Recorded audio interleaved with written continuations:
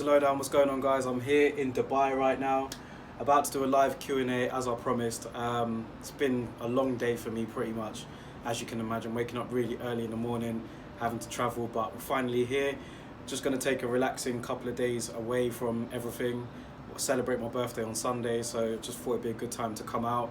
But anyway, let's get on to this live Q&A that I promised. A few of you guys posted some questions, so it's not going to be a particularly long Q&A, but it's going to be a Q&A nevertheless, so let's get started with it.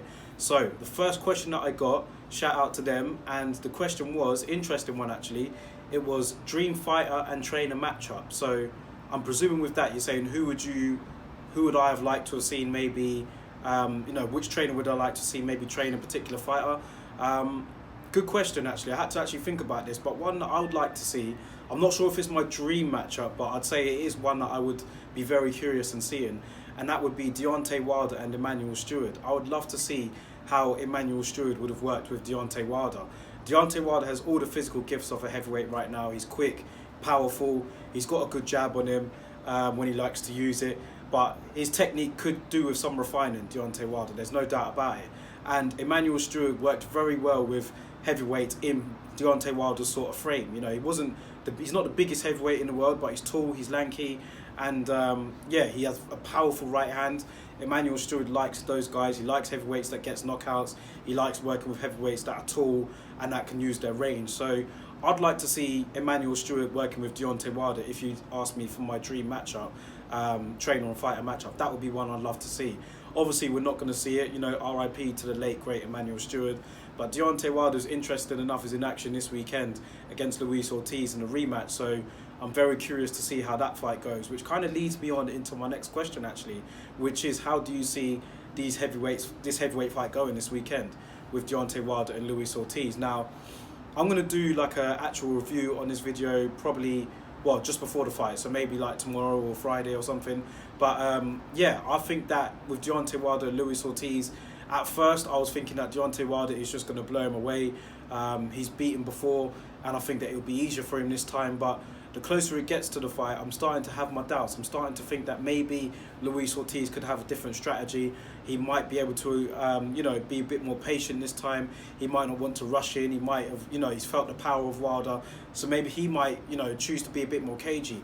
And Wilder is naturally cagey. He likes to hit you on a counter-attack. And then when he hurts you, that's when he goes for it. So it could be, it could be a slow start to the fight, really. But I think it'll be an interesting one. And I'll elaborate a bit more on that in my preview video for that particular fight. So let's move on to the next question, and that is, will Dillian Whyte fight Deontay Wilder or Tyson Fury for the WBC title? Now, Dillian Whyte, as we know, he's currently, we don't know what the outcome is with this whole B sample situation. He tested positive for a substance prior to his fight against Oscar Rivas. For those that didn't know, he carried on with the fight anyway. He was cleared to fight. However, he's been suspended by the WBC with their mandatory position until this is all cleared up, by UCAD. He was passed by VADA, but UCAD is where he got the adverse finding. So we're still currently waiting to see what happens with Dillian Whyte there. But he is scheduled to fight on Anthony Joshua's undercard on December the 7th. We don't know who that's going to be against yet. But the question is, will Dillian Whyte fight Wilder or Fury for the WBC? I don't know, to be honest, man. I don't know. Like, Dillian Whyte's been waiting for a long time for this WBC title shot. Tyson Fury seems to have jumped ahead of him now in the queue to fight Deontay Wilder. He's been put in a mandatory position now, so that fight will definitely happen. Dillian Whyte, if he gets cleared with this whole thing, then they were saying that, Wilder will have to fight him by February 2021. So that's a whole year and a bit until they actually get it on. So Dillian Whyte he's just going to be waiting around. So I don't know. Like, anything could happen within a year, like a year and a half's time. Like, anything could happen. So I really can't answer that question. I don't know. Will Dillian Whyte want to be patient enough to wait around for the WBC, or will he pursue other avenues, like maybe with the IBF or the WBA or the WBO?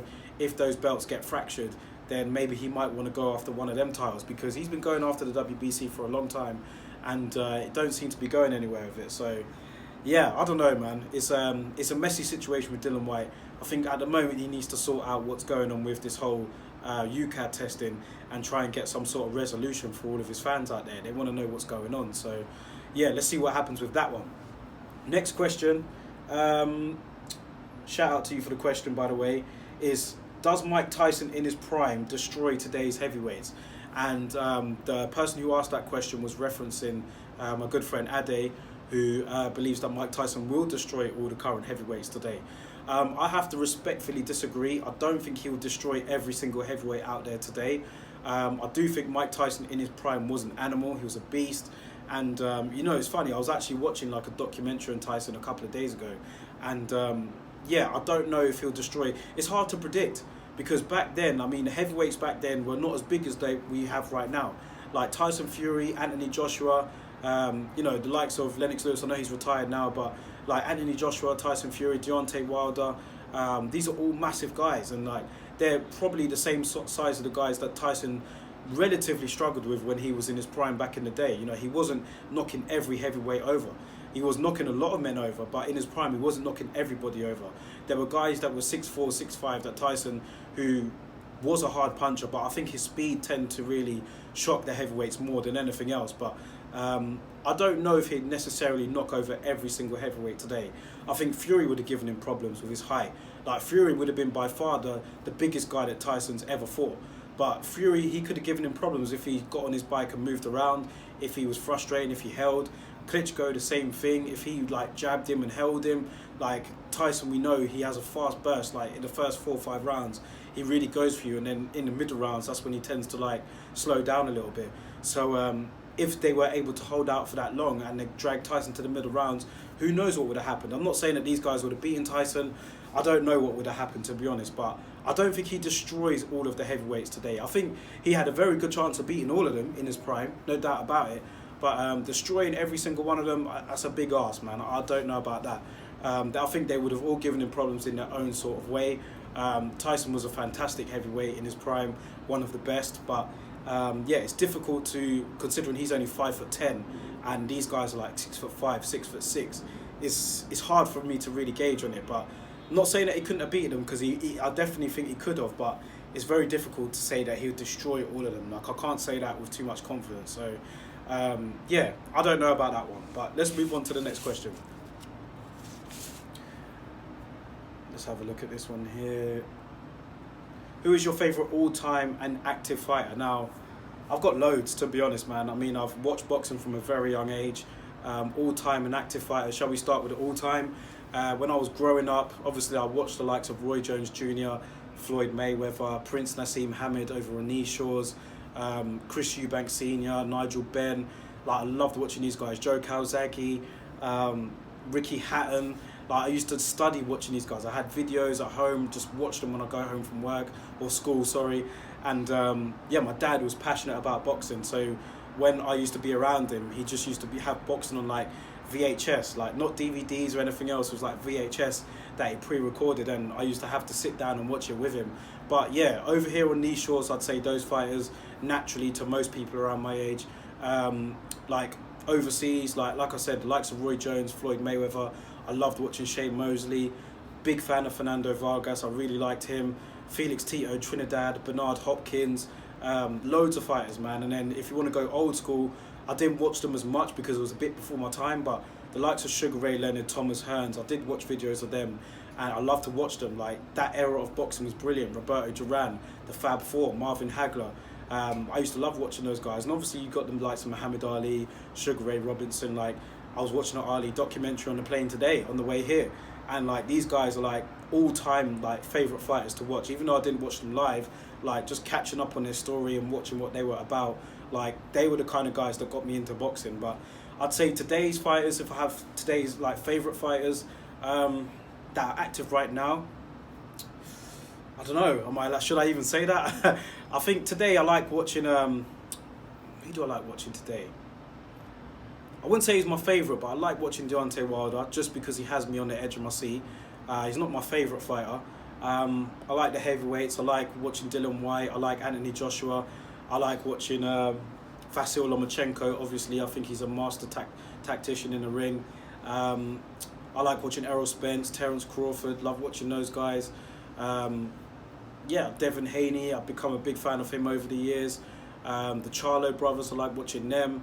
Triple G, like watching him. Canelo, I'm a big fan of watching Canelo actually. So yeah, a lot of the top guys in boxing today, I love watching them. I like the light heavyweight division. I think that's stacked, and I don't think it gets the sort of credit it deserves. Alexander Usyk. So yeah, it's hard for me to pick a particular favourite. I'll say out of those, if I had to pick one, I really like watching Crawford. Maybe Terence Crawford might be the guy, or Errol Spence. You know, hope he gets better soon, by the way.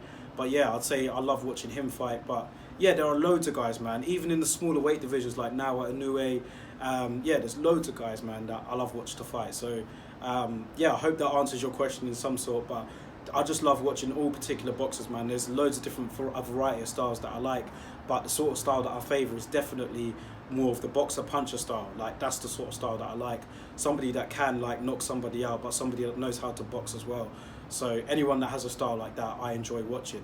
So yeah, last question now. How did you fall in love with boxing? Now, like I said earlier, yeah, my dad used to box when he was younger. Come from a generation of family that loved boxing altogether. So my granddad did it, my dad did it, I did it as an amateur for a few years as well. But yeah, like I used to have to watch boxing with him all the time. Like Mike Tyson, how did I forget about Mike Tyson? Of course, he was one of my all-time favourites as well. But Mike Tyson, used to have to watch him like alongside my dad.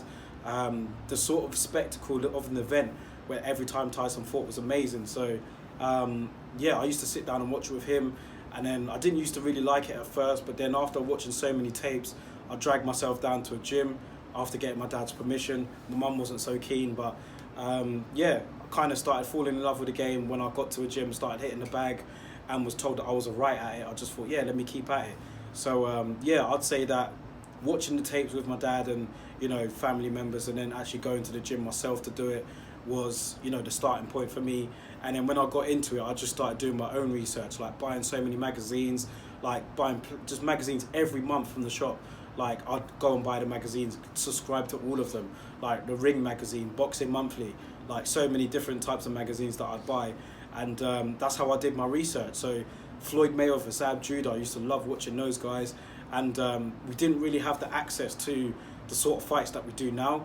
But, you know, we did manage to get to see some fights abroad. And when I did, like, you had to record them so we could watch them over and over again. But yeah, as I got into university, I kind of like, not fall out of love with it, but I think I was just distracted like other people do around that age, especially when you're at university as well. So I didn't get to pursue the boxing career that I would have wanted, but everything happens for a reason at the end of the day. So yeah, I hope that answers your question to some sort, but that's going to be it for the Q&A today, man. Just a short one today, but I thought I'd just, you know, squeeze those in while I'm on holiday. Look out for the Wilder preview later on this week. And yeah, I'll try and fit some more videos in if we get any sort of news over the next couple of days, and I'll get a video in and keep you guys updated. So thank you guys for watching the Q&A. Don't forget to subscribe to the channel if you haven't already. I'll catch you guys on the next one.